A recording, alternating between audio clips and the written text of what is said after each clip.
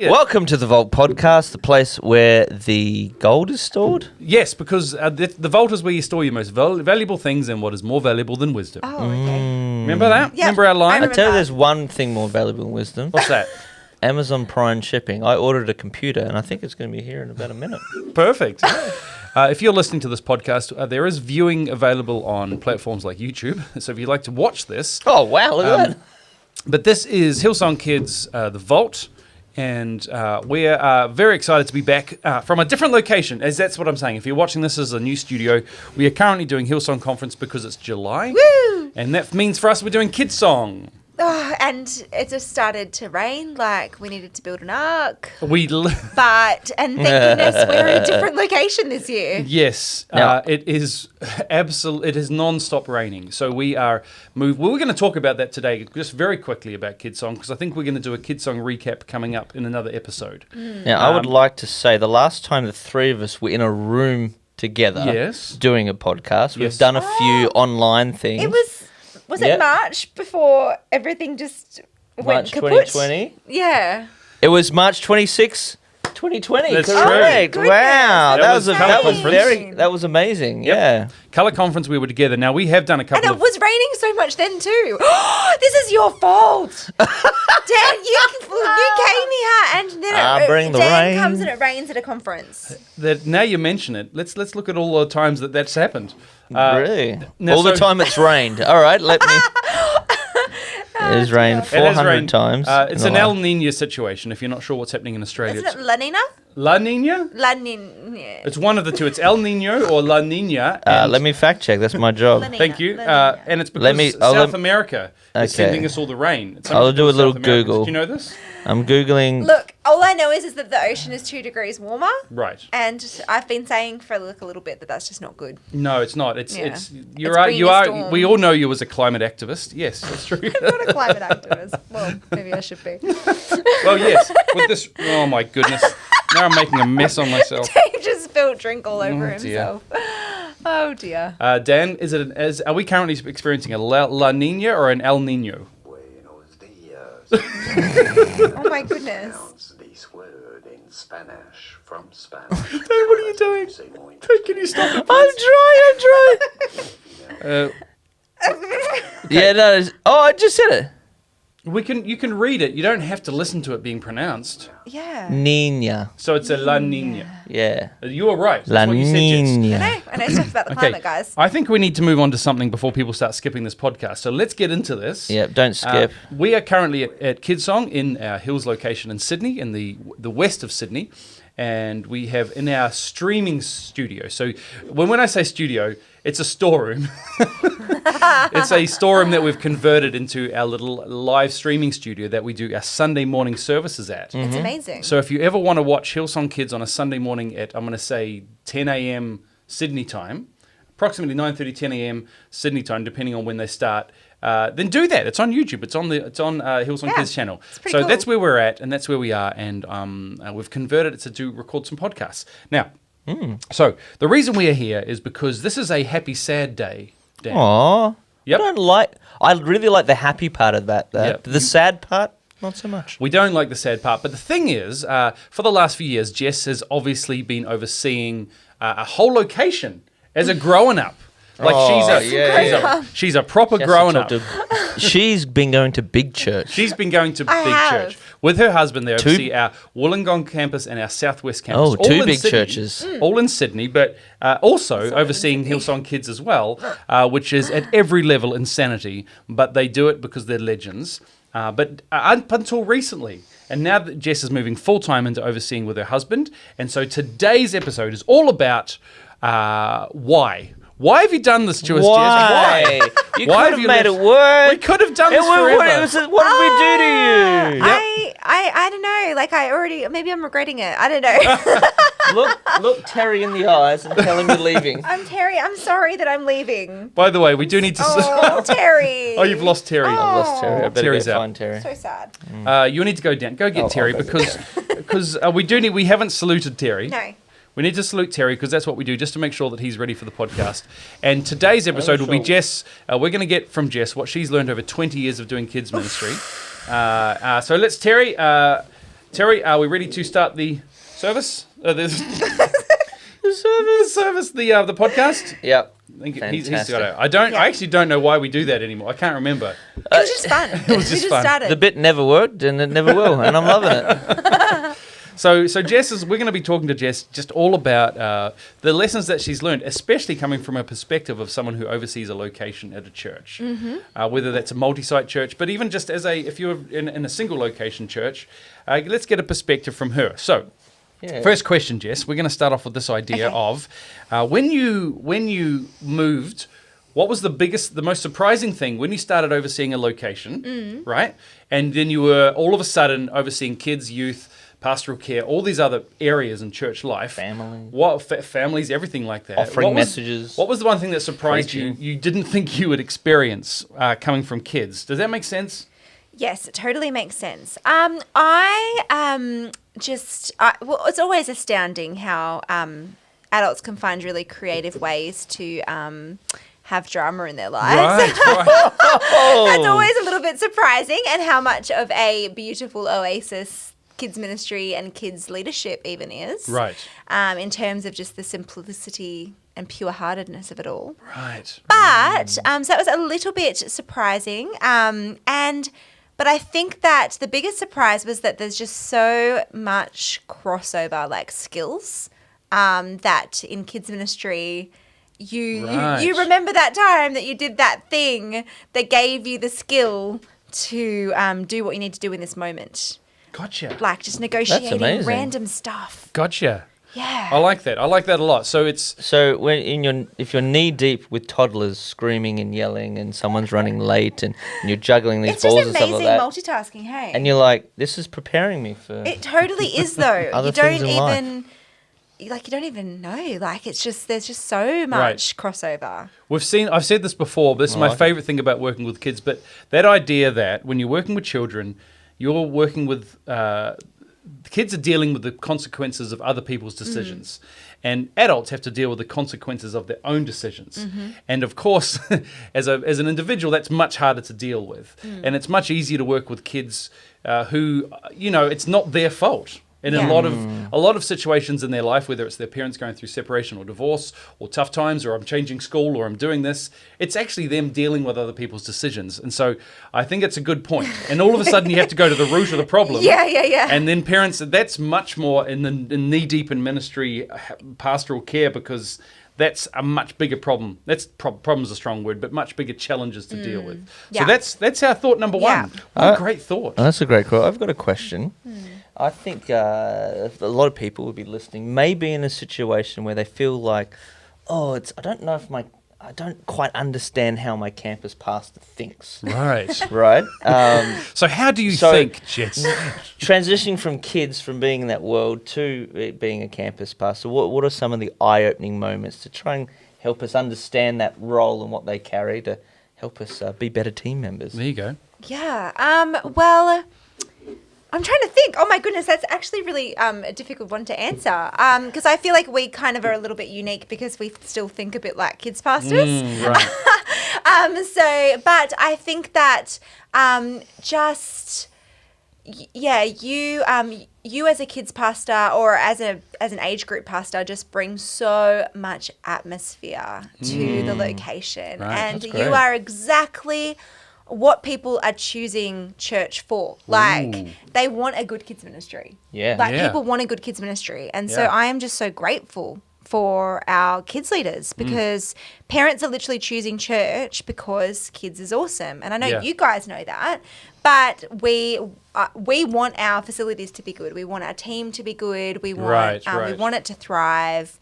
We want the youth transition to be great as well. And we're just so grateful for it. So that is really nice. Insightful, but no, that's really really good. So Because sometimes you do feel like, well, here's the thing: we do our thing unseen a little bit from leadership because we're doing it in a different room, and so. But knowing that, regardless, knowing that idea that this is people are choosing potentially to come back because of what you do is a great. I think everyone needs to understand that. Well, it's a confidence booster. It's okay to be a specialist And it's okay if your other people in your church don't know what you do, but that's okay because what you bring to the table is very important. So Phil will give you the license to be able to speak up and say, you know, what some decisions are affecting kids, what are some other, bring some more solutions to the table because they don't know, and that's okay because you do. It's fine. Yeah. That's why you're there. Yeah. 100%. 100%. Yeah. And the little stuff that that when kids brings atmosphere to the foyer, when kids Right. like adds their sparkle to a Sunday by like creating a moment in the foyer where kids are decorating cookies and the parents are chatting, or where we're celebrating birthdays in the foyer, or we're doing a baby dedication morning tea. That's something our kids team facilitated at our campus. All that stuff actually just brings such vibrancy to the congregation, and the older people love to see it, you know? So I experienced that in our 2 city locations. One of them, our kids' welcome desk and everything we do is in the foyer. And the other one is there's a separate little foyer. Yeah. And you can notice the difference dramatically because you're not where everybody else is. So as much as possible in your church location, visibility is so good. Visibility is very helpful. You don't look if you can't do it, that's fine. But if you can get it, you want your kids to sign in to meet your welcome team, to be greeted in the main foyer. If you can, because it really, really helps atmosphere. And your location, your pastor will love it. Yeah. Cool. We're doing good. Oh, that's this good. Is good wisdom. Okay.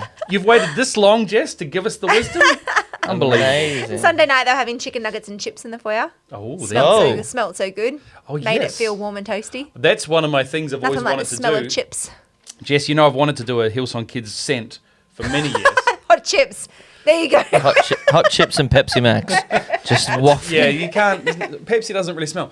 But yes, I dare say that if there's a way you can get a smell, a scent, in your foyer that's a nostalgic. Bubblegum. Anything. Anyway, I don't know if I'll ever get there, but one day we're gonna get a scent. I'm gonna get a scent going. That's hilarious. So this is good stuff. This is This is great stuff. You sound surprised.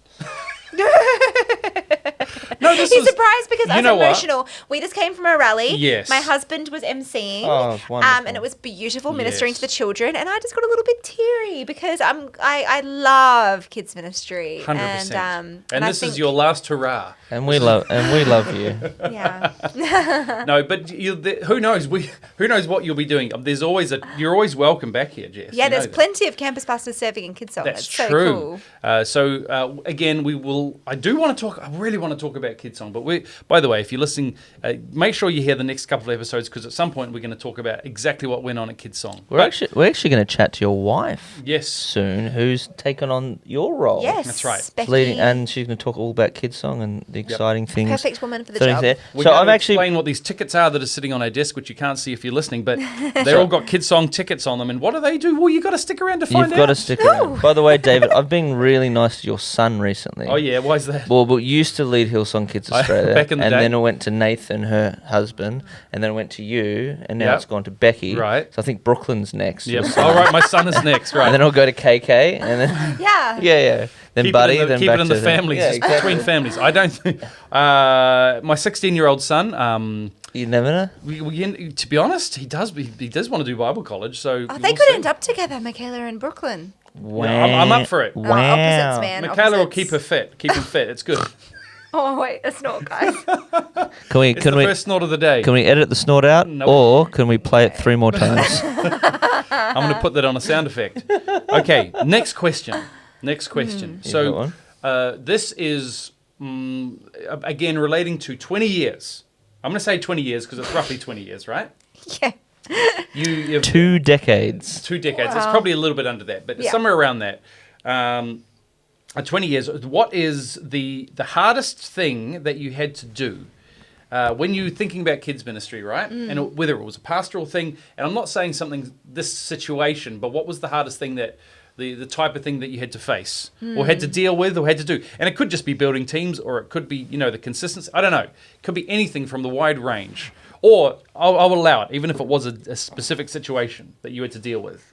I think the hardest thing was probably additional needs ministry before people Okay. understood it. Right. Wow. And I was barely trained for it. Like I wasn't Right. really trained either. And just trying to help a beautiful team who loved kids with additional needs, help them to minister and get the resource that they needed. Right. Help other people, help our wider leadership see that Yes. as important or as something that needed something That was to be resourced. that was a bit of a long slog, I think. Gotcha. And then a long slog to build a building. Right. I think This facilities, one we're sitting in? yeah, facilities are really challenging before you. If we're not open to outside wisdom and then collaboration, if it becomes a little bit of a this person wants this and this person wants that, and it becomes a bit of a tension point, that's difficult. Understood. Yes. Yeah. I don't know why. It's just it took so long. The building of this, I started. It was so you long ago. You and Nathan went overseas. The very you looked first at stuff. plan, yes. Nathan and I were there when this building was planned. Yeah. And then it was replaned. And then it all got a little bit hard, and Nathan tapped out. Yep. And then I was still trying to pull it together. But but we made it. It's beautiful. It's great. I think we've got a great building here. But Yeah. that's a good point. Now, as another advertisement for a future episode. I think facilities are challenging for other people too. You know? Yes. Dan and I are going to be talking about facilities because we've just travelled around about 12 cities around the world and visited our locations Great. in Europe and America. So in a future episode, Dan and I are going to be talking about what we learnt. And one of the things is facilities, because some of our locations around the world are in the very difficult facilities. And some of them change probably when we were in 5 to 6 times a year. Hillsong Berlin, the lead pastor there told me that they had been in 150 locations. Oh my goodness over their 10 years of church or something. And I'm like, how do you deal with that? So we're going to talk about that in the future. But facilities, so as an ad for the future episode, and stick around for that one. So that's great, Jess. But facilities is an interesting one. I think we're coming up against it a lot more, and it's because it really does, as a good example. Today, we're doing Kidsong in our own building. Oh, so in good. previous years, we've been at another, what do you call it? Literally a stadium in the centre of Sydney. Yeah. And that leaves us, we go over to a side area, and a couple of thousand kids are in a big green paddock with some sheds that are used to store animals during the annual show. The annual, yes. So literally where the agricultural show happens, and if you don't know, I don't know if that's big in other countries, but basically it's just full of sheep and cows. A travelling farm comes and people pay way too much money to look at them. Someone grows a big pumpkin, someone grows a big animal. Yeah, county fair. County fair. Big county fair, but for all of Sydney. So being in this conference means we are enjoying it. Now, it's different. Yeah. But in all honesty, it's easier to enjoy this conference because our facilities are excellent for what we need it to be. Yeah, totally. And so it's I reckon that's an interesting point. And you've got to look at your own facilities. And sometimes, I'm going to suggest this, you need someone else to look at them. Because as you travel around, you see people accept what I've got. They accept it and they set a level for themselves and say,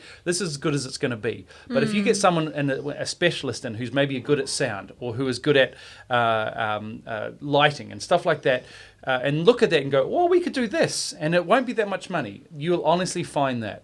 Yeah. And so I would honestly, if you're upset or frustrated with your own facility, don't just look at it in yourself and rely on your own expertise. You need to get people in who can help you and look at it in a new, fresh eyes. And we've done so many renovations along the way, like so 100%, many. 100%. So many. Like before building a building, we were having to just work with what we had, but renovate what we had. Absolutely. For a very low budget. And so there's just a journey that you need to do. But I think that's just been one of the biggest challenges. So it's the Jethro principle. You're going to need to invite Jethros in, who saw Moses, looked at what he was doing, and said, right, this is not right. You shouldn't this be doing not right. this. This is not right. Do this, do this, do this. And it'll make your life easier. I promise it. Your life will become easier if someone goes, well, you could do this here, and it will make. What my suggestion is, you want technology to get out of the way, so it becomes a blessing and it can help you minister. And I'm talking because sometimes technology just gets in the way. It's a problem. It's annoying. Something breaks. And honestly, if it's out of the way and you don't have to think about it and it just works, you are able to do what God wants you to do in a so much simpler way. Yeah. I've got a question for Jess. Yes. There's a personal one, because why would I ask you a non-personal one? 20 years in kids ministry is a long time. Obviously, you started. I'd like to hear how you started, but I would like like to hear the story about at what point did you feel that you were actually called? Because you can't say 20 years without being called. Was it a moment? Was it a period of time? When did you feel like you knew that you and Nathan were called to kids ministry? Well, I felt called from the very early days of just getting involved as a volunteer. Right. My husband became a kids pastor kind of out of the blue. Yep. Yeah, he did. And I started volunteering but had no idea that kids ministry existed. Mm-hmm. But I think it probably only took 3 months. Wow. Because I just realised that I'd come from youth ministry where you just kind of never know how what you're doing is being received or appreciated by the kid or the family. And sometimes you don't even have a relationship with the family in youth ministry.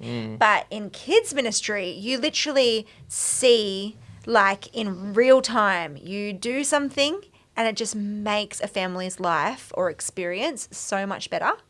And it can be so individual. And you can just, I love the rule that you have, do for one what you could do for what you wish you could do for all. Yep. I just, I individualization is like one of my leadership strengths it's my top leadership strength is making things work for an individual. And so in kids ministry, it's just all about that. Like, kids come in and they're just all so different. But it's like, how can I not make this feel like school and you have to fit a box here? How can I make this situation work for you and bring out your gifts and talents? And so I think I just, from the get-go, just saw how much families appreciated that. And then just realised that there's just no end to the creativity in this ministry. And no end to the leadership that you need to apply in order to see solutions and things that families... To help families, you know. So I just thought, oh my gosh, this is something that I could do for a long time. Right. Whereas youth, I feel like there was probably a expiry date. But I feel like kids ministry, the kids just don't care how much older. We're all so old to them. Yes. Even if you're 21, you're so old. So old. You're all old, and 100%. But they appreciate what you do for them. And they don't turn their nose up at you being old. Gosh, these are good answers, Dan. These are good answers. I think that's a great tip for everyone, because a lot of people would be going, coming out of COVID, and they might have had 20 kids in their thing. Now they've got 5. They might have 100 kids. Now they've got 20, and they're building back. And it's that weird thing of, what do we do? It's like, well, you make it great for the kids you got in front of you. Yeah, and then you carve out a structure for longevity. Like, you carve it out. Like, you... Okay, so as in you want to make sure you're working in a way that you can last a long time. Yeah. You're not burning out. Yeah. Is that what you mean? And your team. Like, and you're equipping the saints for the work of the ministry. So Any you're tips for empowering that? team. I think that just... I don't like systems for systems' sake. Right. But I do like making it clear for team, because that equips them. So, just putting in the basic things to make sure your team are cared for well, like pre-briefs, debriefs, like a feedback loop, just different things to make the volunteers on the ground feel like they're seen and heard, and that from one week to the next, things are going to improve. Because sometimes we don't know how to handle a challenge, like a kid that's just really throwing curveball our way, but we can make small changes one week to the next to try and tackle a situation, you know what I mean? Very good. But how do our team know that we're taking it seriously? Perfect. Yeah. I have a quick fact check, David. Yep, go on. Jess, I need to let you know, you've never ran a pre-brief in your life. What's it? Why? Because a pre-brief is before a brief. So there is a briefing is before the event, and then a debrief is after the event. A pre-brief would be a briefing before the brief. Yeah. Look, guys, you don't know. I'm on the cold face of things. Last week right on the cold face. Pastor Phil Dooley said cold face the other day. Did you hear it? No, I've been informed that it's coal face, not cold face. Yes. Yeah. But I'd never heard of that saying. Me and Phil, I have. We think there's a cold face. That's awesome. I really want to hear him. Do you also think it's holiday sauce on Eggs Benedict? No. Okay. I can see why people would think that. Holiday sauce. By the way, I'd also like to do a fact check. do for one what you wish you could do for all. I stole that from Andy Stanley. Oh, okay. So I don't want to take. I don't want to take. Good call. Because people are going to be writing in. Good job, Andy. Dave didn't make that up. It was like the time that They won't. Becky quoted my husband, but it was John Maxwell she was quoting. We're like, Becky, that's John Maxwell. Oh, that's perfect. All right, we have reached the final question. Oh. Jess, this is the it. one. This is the final question of all time. You told me this before our session, and I'm really excited for this Really? question. No, I didn't. Yeah, you did. I'm really Nope. excited. I'm building it up. Don't build it up because it's just going to be a normal question. What It's gonna be advice the would best. you give Ooh. the pastor? Like it's Friday. Yep. Yep. You're about to. It's Friday at let's say 4:49 p.m. It's crunch time. Sounds like a Rebecca Black song. It's Friday, and you've got your new kids pastor starting. Yes. On Sunday, they're going to do their first service now they've been around for a while or whatever. But what are you saying to them? And what are you saying about this weekend, right? What are you going? Hey, see you on Sunday. Just remember to have fun. Right. Ooh. Yeah. That team is everything. Right. Team is everything. I like Steward that. your energy well. Mm-hmm. Take care of yourself and your team. That's And there's always another good Sunday. advice. There's always another Sunday. There's always another Sunday. They don't all have to be bangers. They don't all have to. That's a really good point. I think that's what I've realized after COVID. Yeah. That just if there's a win, I look for a win in every service. Even Yeah. if you feel like, Yeah. I didn't accomplish what I wanted to accomplish, you can find one thing to be grateful for. In Yeah, every totally. service. And I think we used to put so much pressure on ourselves, like, we only get 52 totally. Sundays a year. Well, no, but there will be some shockers, and there will be another Sunday. Yeah. That's so good. And Galatians 6 verse 9, do not grow weary of doing good, for in due Finishing. time you will With a verse. reap a harvest. You will reap a harvest. So don't get tired of doing good. Finishing with a verse. That is a lead pastor situation. On going behalf there. of Dave and I and all of Kids Ministry, we want to say to you, don't go. Yeah, please. I reckon you should stick around. Yeah, we need that. Thank you, everybody, for joining us on the Vault podcast. My name is Dave. That's Dan. I forgot how to end these things. I promise. But what do we usually do? You'll say something like, smash that like button and subscribe. And remember, I'm Dodgy Dave on the Disco Mic. Dodgy Dave on the disco mic. See you later, everybody. Thanks, everyone. Love you all. Dodgy Dave loves you.